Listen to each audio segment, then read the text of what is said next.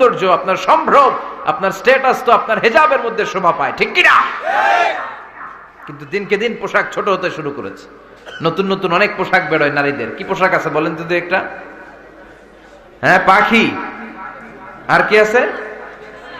লেহেঙ্গা, আর কিরণমালা, আর এগুলো পড়বেন না, হেজাব পড়বেন।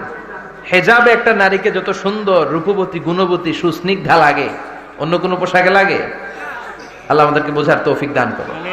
সাইয়েদনা আদম আলাইহিস সালাম, হাওয়া আলাইহিস সালাম জান্নাতের ভেতরে যখন উলঙ্গ হয়ে গেল, লজ্জাস্থান ঢাকার জন্য জান্নাতের বিভিন্ন গাছের দিকে দৌড়ায়, দৌড়িয়ে দৌড়িয়ে যেই গাছের পাতা দিয়ে তারা সেদিন লজ্জাস্থান ঢেকেছিল, ওই গাছের নাম ছিল তিন গাছ। কি গাছ? ওই তিনের কসম কোরআনে কেটেছে কে? সেজন্য আল্লাহ বললেন, ওয়াত্তিনি ওয়াজ্জাইতুনি ওয়া তুরি সিনিনা ওয়া হাযাল বালাদিল আমিন। সুবহানাল্লাহ পড়েন। তিনের কসম, জাইতুনের কসম। জাইতুন মানে জলপাই। আওয়াজ করে বলতে হবে, জাইতুন অর্থ খাইছেন? জলপাইয়ের আচার খাই না আমরা? জাইতুন মানে জলপাই, ইংরেজিতে বলে অলিভ। তবে আমাদের জলপাই আর আরব দেশের জলপাই একটু গুণগত পার্থক্য আছে। আরব দেশের জলপাই একটু ছোট হয়, আমাদের গুলা সাইজে বড় হয়। আরব দেশের জলপাই একসাথে অনেকগুলা খাওয়া যায়, আর আমাদের দেশের জলপাই আবার 2-3টার বেশি খাওয়া যায় না, অনেক টক না? এই 7টা জলপাই আর একটা 3, এই মিক্স রেশিওতে যদি আপনি রেগুলার খান, আপনার বার্ধক্য রোধ হবে, আপনার স্বাস্থ্য ভালো থাকবে। আলহামদুলিল্লাহ পড়েন। এই জাইতুন গাছগুলো আরব দেশে হিল ট্র্যাক্টস, পাহাড়ি এরিয়াতে হয়, 100 বছর বেঁচে থাকে। বিশ্বনবী বলেছেন, কুলু যাইতা ওয়াদাহিনু ফাইন্নাহা মিন শাজারাতিন মুবারাকা। বিশ্বনবী বললেন, জাইতুনের তেল খাও, জাইতুনের তেল গায়ের মধ্যে দাও, জাইতুনের তেল মালিশ করো, জাইতুনের ভেতরে বরকত ঢুকায় দিয়েছে কে? জাইতুনের তেল দাড়িতে, চুলে মালিশ করলে দাড়ি চুল সহজে পাকে না। বিশ্বনবী সব সময় দাড়িতে, চুলে জাইতুন মাখতেন। আমি নিজেও মাখি প্রতিদিন, আপনারাও মাখবেন। বাজারে পাওয়া যায়, যে বলবেন অলিভ অয়েল, কি বলবেন? অলিভ অয়েল বললে আপনাকে দিবে। স্পেনের, মেড ইন স্পেন, এদের অলিভ অয়েল ভালো। ফিলিস্তিনের যে অরিজিনাল অলিভ অয়েল, এটা ভালো, এটা খাওয়া যায়। তাম্বুতু বিদ্দুহুনি ওয়া সিবগিল আকিলিন, এটার অনেক কাজ, খাওয়াও যায়, মালিশও করা যায়, জাইতুনের ডাল ভেঙে মেসওয়াকও করা যায়। সুবহানাল্লাহ পড়েন। বিশ্বনবী বললেন, নি'মাস সিওয়াকিয়াজ জাইতুন, জাইতুনের মেসওয়াক কতই না ভালো। ফাইন্নাহা সিওয়াকি ওয়া সিওয়াকুল আমবিয়াই মিন ক্বাবলি, কেননা আমি বিশ্বনবী নিজে জাইতুনের ডাল ভেঙে মেসওয়াক করি, আমার আগে লক্ষাধিক নবীরা সবাই জাইতুনের ডাল দিয়ে মেসওয়াক করেছে। সুবহানাল্লাহ পড়েন। আপনার দেহের ব্যাড কোলেস্টেরলের লেভেল কমে যাবে যদি জাইতুন আপনি খান। দাড়িতে মাখবেন, চুলে মাখবেন। আবার সালাদের মধ্যেও জাইতুনের তেল দিয়ে খাওয়া যায়, যদি এক্সট্রা ভার্জিন হয়। লেস দেন 1% অ্যাসিড দিয়ে এটাকে পিউরিফাইং করলে এটার বলে এক্সট্রা ভার্জিন। এরপর আরেকটা আছে ভার্জিন, 2% অ্যাসিড দিয়ে পিউরিফাইং করে। 3-4-5% অ্যাসিড দিয়ে পিউরিফাইং করলে ওটার বলে রিফাইন্ড পিওর, ওটা গায়ে মালিশ করবেন। বরকত আছে না নাই? এজন্য এই দুইটার কসম কোরআনে কেটেছে কে? এরপরে রব্বুল আলামিন বলেন, ওয়া তুরি সিনিন,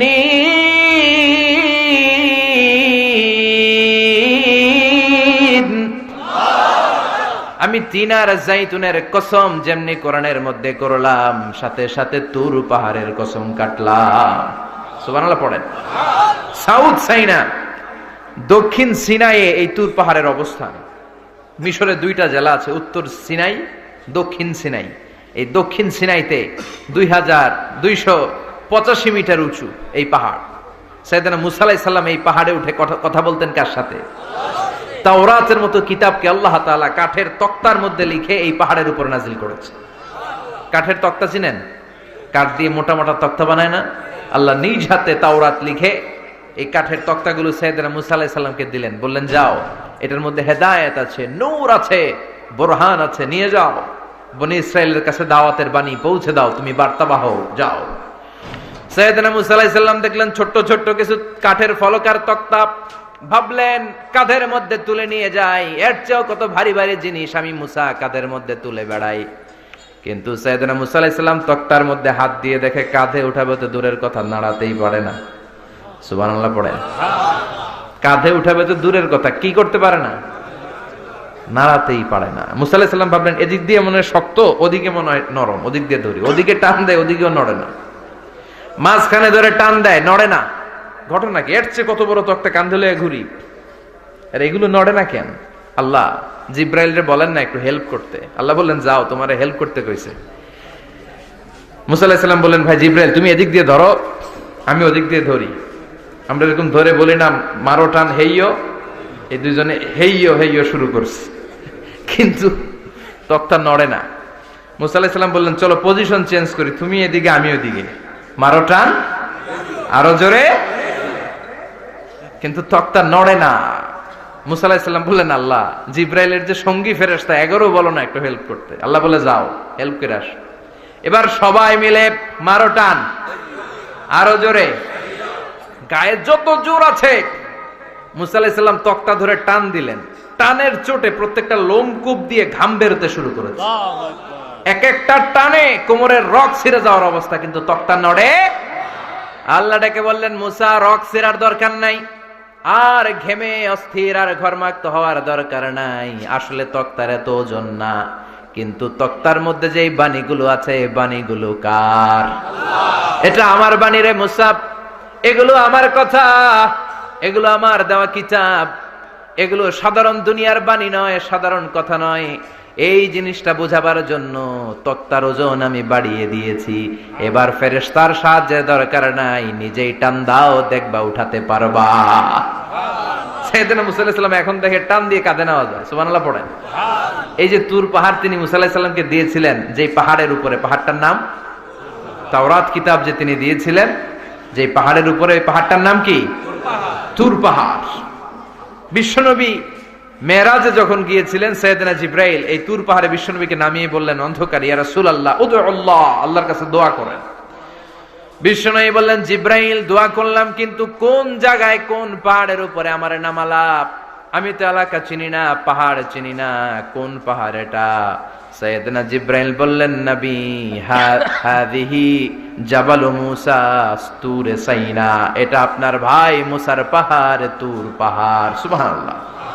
এটার চূড়ায় বিশ্বনবী দোয়া করেছেন। এবং ইয়াজুজ মাজুজের আক্রমণ থেকে বাঁচার জন্য ঈসা আলাইহিস সালাম কিয়ামতের আগে সব মুমিন বান্দাদেরকে নিয়ে তুর পাহাড়ের উপরে উঠবে। সুবহানাল্লাহ পড়েন। আমি নিজেই তুর পাহাড়ের উপরে উঠছি 2 বার জীবনে। আমি মিশরে ছিলাম তো, ওখানে আমি শিক্ষা সফরে 2 বার আমরা প্রায় তুরে সাইনাতে সফর করতাম। ঠান্ডা একটা এলাকা, মিশরে পুরো মিশরে গরম, ওদিকে ঠান্ডা। 3 ধর্মের লোকদের জন্য এটা একটা তীর্থস্থান, সবাই যায়, ইহুদিরা যায়, খ্রিস্টানরা যায়, আমরাও যেতাম। মাঝরাতে তুর পাহাড়ে উঠতে হয়, ফজরের সময় পৌঁছতে হয়, আবার 7টা-8টার দিকে ব্যাক করতে হয়। 10টা-11টার পরে সূর্যের তাপে পাথরের পাহাড় এত গরম হয় ওখানে কোনো মানুষ দাঁড়িয়ে থাকতে পারে না। আমরা উঠতেছি কাঁধের মধ্যে ব্যাগ নিয়ে, খ্রিস্টানরা উঠতেছে, ইহুদিরা উঠতেছে। ওটার উপরে খ্রিস্টানদের একটা চার্চ আছে, গির্জা, ইহুদিদের আছে একটা ছোট্ট সিনাগগ। ইহুদিরা যে জায়গায় নামাজ পড়ে ওটারে কি বলে? সিনাগগ। খ্রিস্টানরা যেটাতে নামাজ পড়ে ওটারে বলে চার্চ, গির্জার। আমরা যেটাতে নামাজ পড়ি মসজিদ। আমাদের একটা মসজিদ আছে ছোট। ফজরের সময় উঠলাম, উঠে তাকিয়ে দেখি সূর্য কিরণে পুরো তুর পাহাড়ের সিলসিলাতুল জিবাল, পাহাড়ি রেঞ্জ ঝিকিমিকি আলোতে সূর্যের কিরণে চমৎকার এক আভা, রক্তিম আভা ধারণ করেছে। সবাই মিলে আল্লাহর কাছে দোয়া করলাম। এই তুর পাহাড়ের কসম কেটেছে কে? রব্বুল আলামিন বলেন ওয়াত-তিনি ওয়াজ-যাইতুনি ওয়া তুরি সিনিনা ওয়া হাযাল বালাদিল আমিন। তিনের কসম, যাইতুনের কসম, তুর পাহাড়ের কসম, আর এই নিরাপদ শহরের কসম। এই নিরাপদ শহর দ্বারা উদ্দেশ্য হচ্ছে মক্কাতুল মুকাররমা। নিরাপদ শহর দ্বারা কোন শহর উদ্দেশ্য? মক্কা। যে মক্কার আগের নাম ছিল বাক্কা। মক্কার আগের নাম সবাই বলেন বাক্কা। মক্কার নামে আল্লাহ কোরআনে একটা সূরা দিয়েছে, সূরার নাম সূরাতুল বালাদ। লা উকসিমু বিহাযাল বালাদ ওয়া আনতা হিল্লুম বিহাযাল বালাদ। সুবহানাল্লাহ পড়েন। আবার এই শহরের নাম দিলেন আল্লাহ উম্মুল কুরা, জনপদ সমূহের মা। এই শহরের মধ্যে যারা এই প্রবেশ করবে নিরাপত্তা দিবে কে? আবার এই শহরের মাঝখানে আল্লাহ এমন একটা ঘর তৈরি করেছে, গোটা বিশ্বের সব মুসলমান ওই ঘরের দিকে মাথা নুইয়ে সেজদায় লুটিয়ে পড়ে। সুবহানাল্লাহ পড়েন।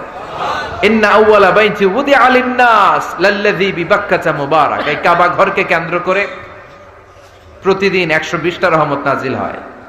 চিল্লায় বলেন তো কয়টা?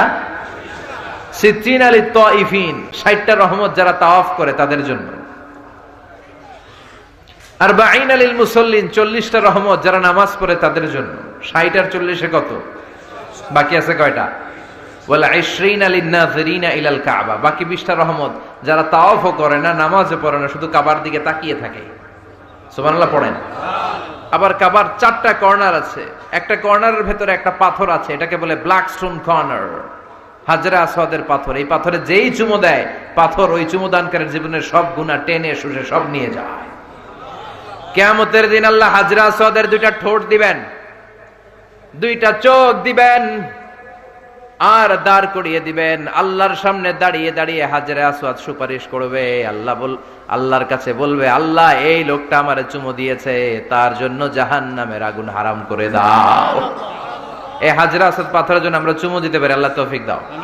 জোরে বলেন আমিন।